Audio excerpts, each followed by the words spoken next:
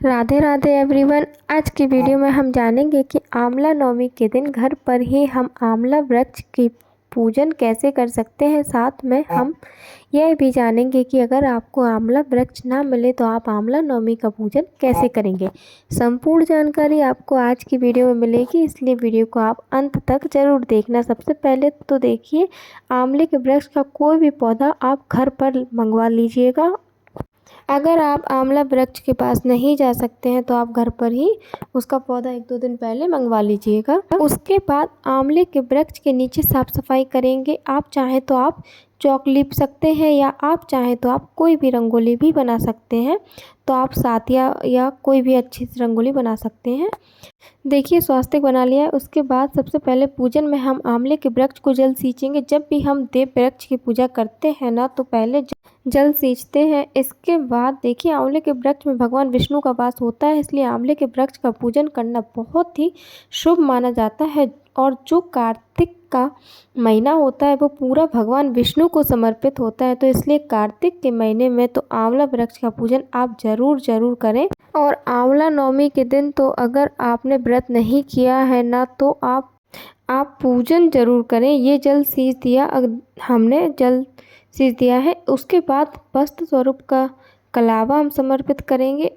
और अगर आपके पास पीले रंग का नया वस्त्र है तो वो भी आप आंवले के पेड़ को ज़रूर समर्पित करें। आंवले के पेड़ पर आप लपेट सकते हैं या आंवले के पेड़ के पास ही आप ये वस्त्र रख भी सकते हैं। इसके बाद सबसे पहले हम चंदन से तिलक करेंगे। चंदन ना हो तो आप हल्दी से आंवला वृक्ष को तिलक करें। हमें दिए को भी तिलक करना है और नवमी का दिन है, 9 अंक का विशेष महत्व है, तो 9 तिलक आप ज़रूर करें। पहले हमने चंदन से तिलक किया, उसके बाद हम रोली से तिलक कर लेंगे। आंवले के गमले को या आंवले के पेड़ को आप अच्छे से सुंदर से सजाइए। उसके साथ ही हम फूल समर्पित कर देंगे और फिर हमें तिल ज़रूर समर्पित करने हैं। वैसे तो कार्तिक के महीने में जब भी आप पूजा करें तिल ज़रूर समर्पित करें, लेकिन आंवला नवमी के दिन विशेष ध्यान रखिएगा कि हमें तिल ज़रूर समर्पित करने हैं और दिए में भी तिल ज़रूर समर्पित करने हैं, क्योंकि दिए में जितने तिल चटकते हैं उतने ही हमारे कष्टों का निवारण होगा। तो यहाँ पर तिल हमने समर्पित कर दिए हैं। उसके बाद हमें आंवले का फल समर्पित करना है। देखिए, आंवले के वृक्ष का पूजन कर रहे हैं तब भी हमें आंवले का फल जरूर समर्पित करना है। आंवला नवमी के दिन स्नान, दान, पूजा, तर्पण और सेवन, इन सभी में हमें आंवले का प्रयोग जरूर करना चाहिए। तो यहाँ पर हम आंवला समर्पित कर देंगे। उसके साथ ही हम फूल समर्पित कर देंगे। फूल समर्पित हो जाने के बाद आप कोई भी मिठाई जो भी आपके पास है आप वो समर्पित कर सकते हैं। गुड़ समर्पित कर सकते हैं। फिर हम 2 दियों में थोड़े से चावल समर्पित करेंगे। फिर हमें धूप दीप दिखाकर आंवला नवमी की कथा सुननी है। आंवला नवमी की कथा सुनने के लिए 1 लोटा जल हमने ले लिया है। अब हम अपने हाथों में थोड़े से चावल और फूल ले लेंगे।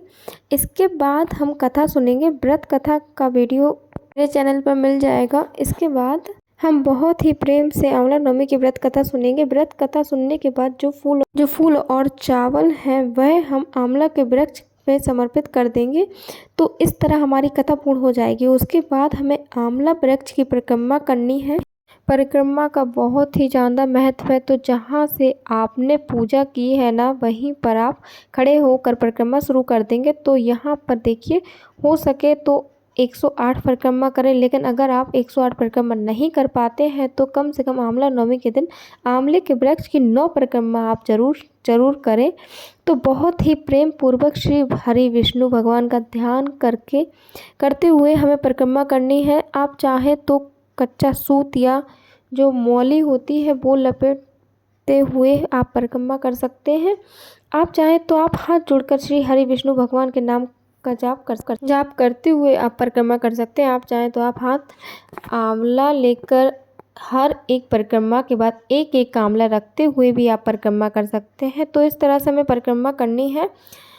परिक्रमा करने के बाद फिर हम आरती करेंगे। तो भगवान विष्णु की, गणेश जी की बहुत ही प्रेम पूर्वक हमें आरती करनी है। जैसा कि मैंने आपको बताया कि आंवले के वृक्ष में भगवान विष्णु का वास होता है, तो भगवान विष्णु का ध्यान करते हुए हमें आंवले वृक्ष का पूजन करना है। इस तरह से हमारा जो पूजन है वह पूर्ण हो जाएगा। पूजा के बाद जो आंवले आपने चढ़ाए हैं वो आप, इसके साथ ही जो दक्षिणा आपने चढ़ाई है, पीले रंग का कपड़ा हमने चढ़ाया है, वह भी हमें दान कर देना है।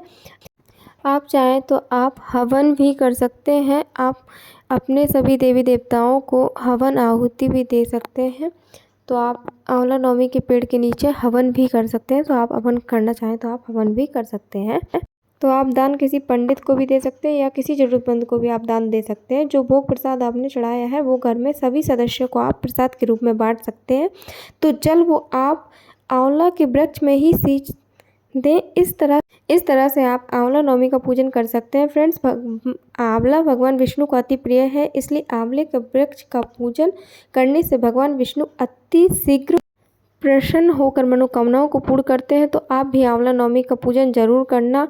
अब बात आती है कि अगर आंवले का वृक्ष ना मिले, घर पर भी नहीं है, मंदिर वगैरह में भी नहीं मिल रहा है, तो आप क्या करेंगे। तो देखिए, अगर आपको आंवले का वृक्ष नहीं मिलता है तो आप आंवले का फल मार्केट से मंगवा लीजिएगा। बहुत आसानी से मिल जाएगा घर पर ही वहाँ जहाँ आप रोज़ाना पूजन करते हैं। तो आपका पूजा घर है, वहाँ पर भगवान विष्णु की फ़ोटो या मूर्ति को विराजमान करें। वहीं पर आप जो आंवला आपने मंगवाए हैं वो आंवला रखें और वहीं पर आप भगवान विष्णु का पूजन करें। तो इस तरह से भी आप आंवला नवमी का पूजन कर सकते हैं। आंवला नवमी के दिन आंवला वृक्ष के नीचे बैठकर खाना पकाना और खाना बहुत ज़्यादा शुभ माना जाता है। तो अगर आपके घर के आसपास कोई आंवले का वृक्ष है या घर पर आंवले का वृक्ष है तो उसके नीचे बैठकर अगर खाना ना भी पका पाएँ तो आप कुछ खाने का ले जाएं और आंवले के वृक्ष के नीचे बैठकर आप ज़रूर खाएं। अगर आपने व्रत किया है तो पूजा वगैरह करने के बाद फिर आप कोई फल ले सकते हैं या फल आंवले के नीचे बैठकर खा सकते हैं।